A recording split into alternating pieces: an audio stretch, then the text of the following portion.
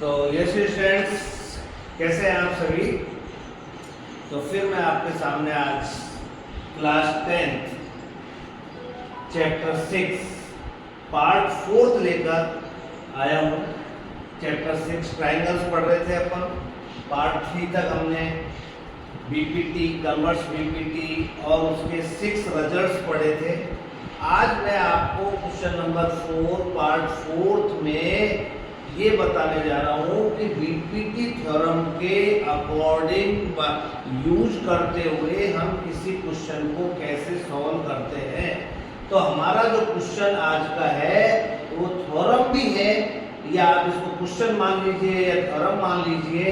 If 3 और मोर parallel lines, 3 और 3 से ज्यादा भी हो सकते हैं, तो आर कट बाई 2 ट्रांसवर्सल से P एंड Q, जो 3 parallel lines L parallel M parallel N तीनों पैरेलल है, ट्रांसवर्सल P और Q उनको इंटरसेक्ट कर रही है। 2 ट्रांसवर्सल इन lines are cut by 2 transversal. Prove करना है कि intercept on the 2 transversals are proportional. तो इसका क्या मीनिंग है? Intercept means AC upon CE equal to BD upon DF। ये इंटरसेप्ट है 2 ट्रांसवर्सल के द्वारा बनने वाले intercept AC upon CE equal to BD upon DF are proportional, दोनों इक्वल होंगे। तो अपना गिवन क्या हुआ? तीनों lines L parallel M parallel N, तीनों लाइन पैरेलल है, एंड P और Q transversals, P and Q are transversals. To prove क्या बनेगा? AC upon CE equal to BD upon DF। Construction क्या है इसमें? हमको इस क्वेश्चन को सॉल्व करने के लिए कंस्ट्रक्शन करना होगा। कंस्ट्रक्शन क्या है? Join A to F, A को F से जॉइन करा, join AF which intersect CD, CD को एट O पर इंटरसेक्ट कर रहा है। तो construction join AF which intersect CD at O। अब अपन आते हैं प्रूफ पर कि इसको कैसे सॉल्व करना है। तो हम इस क्वेश्चन को सॉल्व करने के लिए बीपीटी थ्योरम का यूज करेंगे, जो कि अपन ने पार्ट फर्स्ट में पढ़ी थी। तो बीपीटी थ्योरम क्या है? In triangle AEF, in triangle AEF CO parallel EF, CO parallel EF। क्यों? क्योंकि M पैरेलल N गिवन है, M पैरेलल N। तो by BPT theorem, by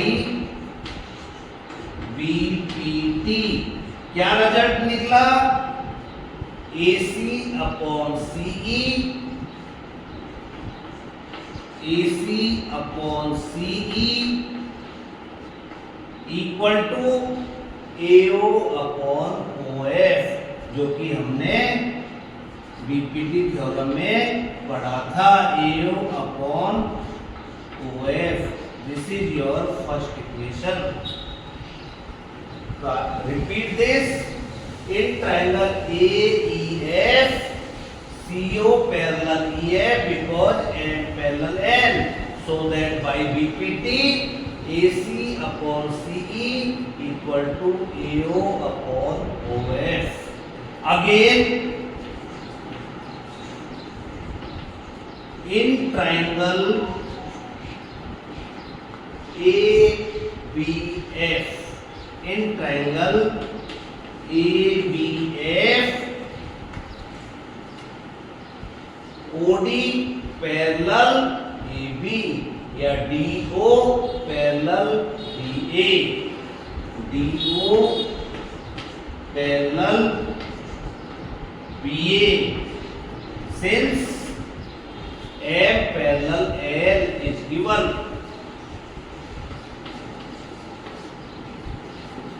Therefore, by BPT, वही BPT का यूज करना है, AO upon OF equal to BD upon DF. तो BD upon DF equal to AO upon OF. This is your second equation. Again repeat, in triangle ABF, DO parallel BA because M parallel L. So that by BPT, BD upon DF equal to AO upon OF. This is your second equation. From first and second, from